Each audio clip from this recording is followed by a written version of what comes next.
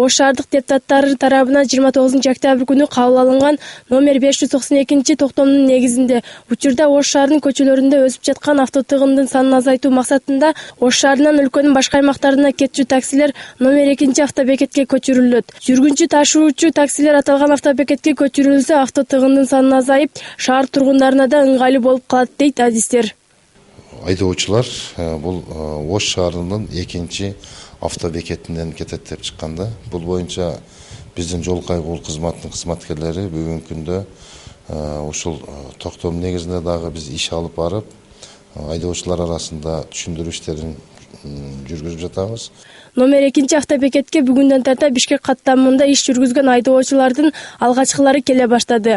Алардын айтымына таксилер үчүн болгон жаңы автобекетте баардык шарттар бар жана ызычуу автотыгын деген көйгөйлөрдөн арылдык дейт. Шаардын борбордук көчөлөрүндө ыңгайсыздык жаратып жаткан башка такси айдоочуларына да жаңы автобекетке келип өз жумуштарыңарды улантсаңар болот деген кеңештерин да берип өттү. Ал жакта көбүнчө попутчиктер калды. Бул жерде постоянно каттаган таксистер жолдо көрүп атасыздар, эмне болуп атат, попутный машиналар. Бизге жакшы ыңгайлуу кенен экен.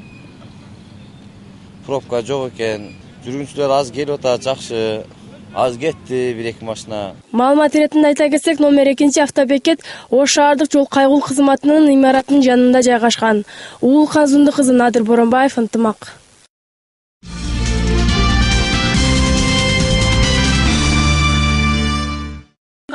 Бүгүн Ош мамлекеттик университетинин алдында балдар бакчасы ачылды. Балдар бакча зиректөө аталып, анын ачылуу аземине шаардык кеңештин депутаттары жана окуу жай жамааты катышты.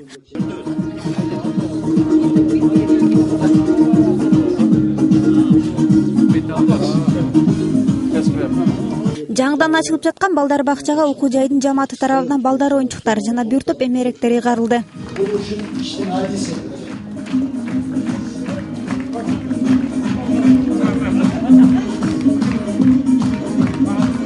Балдар бакчасы 140 орунга ылайыкташылып, анын 70% окуу жайдын мугалимдеринин балдарына берилет. Калган 30% жөнөкөй аймактагы балдарга орун берилген.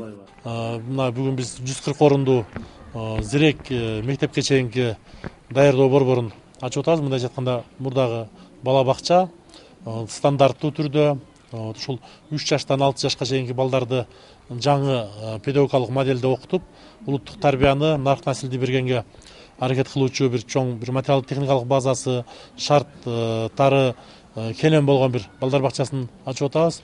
Бул жерде балдардын ойноо аянттары, билим ала турган, китеп окуй турган, музыкалык сабатын жогорулата турган, анан 2-3 тилди тереңдетип үйрөтө турган балдар бакчасы болуп атат. Балдар бакчасынын жетекчисинин айтымында бакчанын башка балдар бакчасынан айырмасы балдар ар тармактуу өнүгүп өсүүгө мүмкүнчүлүктөр экенин. Бул бакчалардын башка бала бакчалардын айырмачылыгы биз окуусулдук жагын өтө көңүл буруп атабыз. Анан буюрса келечекте илим изилдөө иштерин жүргүзө турган бир базалык бала бакча болот деген үмүттөбүз.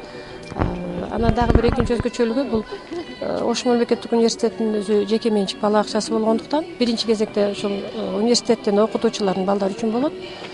Анан 3000-4000дин тегерегинде аны бухгалтериядан аябай эсептешип такташабыз. Балдарды кабыл ала баштадык, документтерди алып атабыз. 70% ошол университеттин окутуучуларынын балдары, 30% жергиликтүү элдердин балдарынан алабыз. Эскерте кетсек, бул окуу жай Ош мамлекеттик окуу жайдын географиялык факультети болгон. Бакчанын тарбиячылары болуп, окуу жайдын мектепке чейинки даярдоочу адистигин мугалимдер иштеши күтүлүүдө. Зыйнат Турдубекова, Надырбек Боронбаев, ынтымак.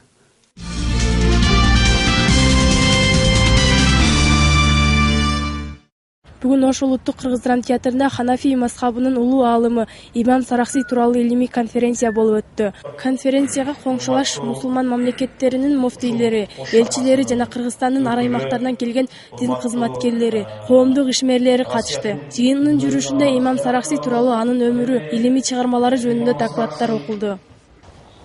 Биз бүгүн улуу ушул Имам Азам Абу Ханифа мазхабында өтө чоң салым кошкон, өтө бир түркү күнү тургузган, бизге чоң бир илимдин эшигини ачышка себепкер болгон улуу имам Сараксийдин күнүнү белгилеп отурабыз. Караханилер доорундагы аалым имам Сараксий 1009-жылы Сараксийде туулган. Өз заманында саясий куугунтукка кабылып, ошол кездеги Караханилер мамлекетинин чыгыш борбору Узгентке куугунтукка айдалат. Узгент шаары азыркы Өзгөн шаары. Аалымдын сөөгү Өзгөн шаарына коюлган. Бүгүнкү күндө ислам мамлекеттеринде анын китептери окутулуп, сабактарда колдонулат. Биздин жердешибиз болгон ошо Өзгөн шаарында мындан 10 жыл мурун жашап өткөн ошо биздин жердеш башыбызга таажы болгон улуу аалымыбыз имам Сараксийдин элесине арналып ушул бүгүнкү иш конференция өтүп жатат. Жаштарыбызга, элибизге, мусулманчылыкка кызыгып аткан элибизге ошол мазхабтын маани маңызын түшүндүрүү үчүн ушул имам Сараксийге арналган чоң конференцияны өткөрүп жатабыз. Бул киши ошо биздин мазхабты негиздеген эң чоң аалымдардын бири. Маалыматтарга караганда, аалым өз доорунда амирдин элден алган салыктарына жана анын башка туура эмес иштерине каршы чыккандыгы үчүн Хокон Амир Хасан тарабынан хижра жыл эсеби боюнча 1073-жылы Узгентке куугунтукка айдалат. Камакта отуруп 15 жыл аралыгында дин өкүмү жөнүндөгү 30 томдук китебин жазган. Жыйындын катышуучулары аалым Сараксийдин эмгеги чоң мааниге ээ экенин белгилеп өтүштү. Ушундай конференцияны өтүү абдан туура. Себеби мына ошол адамдар бизге жол башчы. Алардын жазган китептери ошол Курандан, хадистен топтолгон мээнеттер акши ошо тарыхында зынданда жатып дагы жазган экен.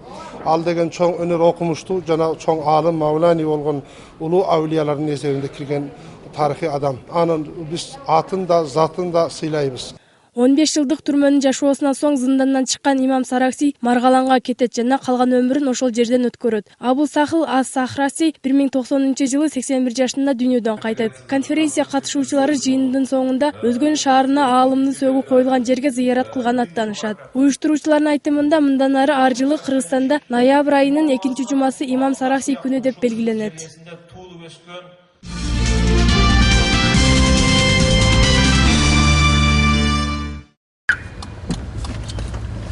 Талантбек Моңолбаев көп кырдуу калемгер, памфлетист, ошондой эле журналист. Бул тармакта ал 30 жылдан тарта эмгектенип келет. Айтымында алгачкы макалаларын 7-классынан жаза баштаган. Ошондон бери журналистика чөйрөсүндө үзүрлүү эмгектенип келүүдө. Ошентип, ошондон баштап анан кыска кабарлар жаза баштадым. Анан кадимкидей эле айына 2 сом, 3 сомдон ошондой акча таап калдым да, ушу 7-8 класстан баштап. Анан кийин ушу Көл толкуну деп Алыкул Осмоновдун китеби чыккан, кичинекей калың китеп болчу. Ушу китепти башыма коюп алып окуйт элем, анан ошондон баштап ыр жазгам.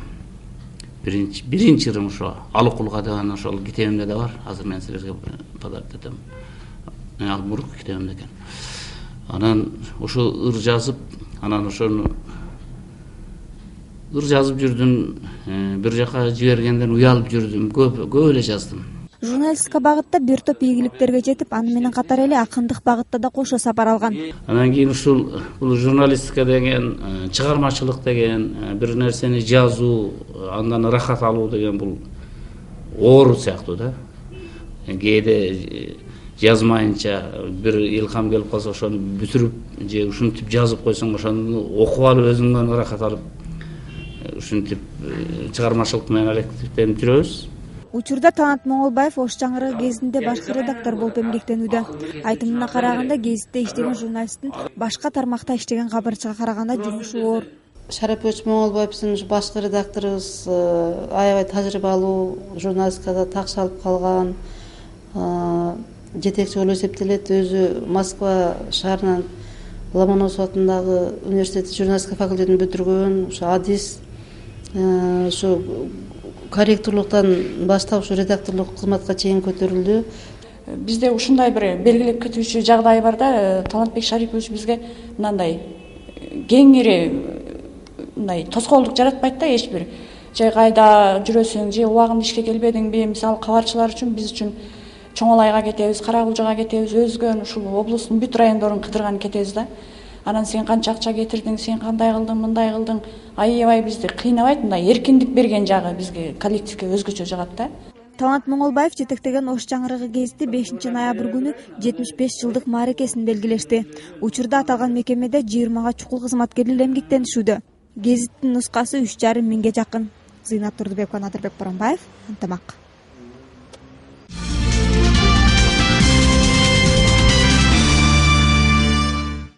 Өз заманынын таланттуу актёру Сүймөнгул Чокморовдун чыгармачылык жолун чагылдырган сүрөт көргөзмөсү Ош шаарындагы Улуттук драма театрында тартууланууда. Бул көргөзмөнүн тартуулоонун негизги максаты актёрдун ойногон ролдорун элге тааныштыруу болуп саналат. Бул иш-чара 1 айга созулуп, Бишкектен Сүймөнгул Чокморовдун жакын саналаштары жана кыргыз киносунун өкүлдөрү келип катышуусу күтүлүүдө.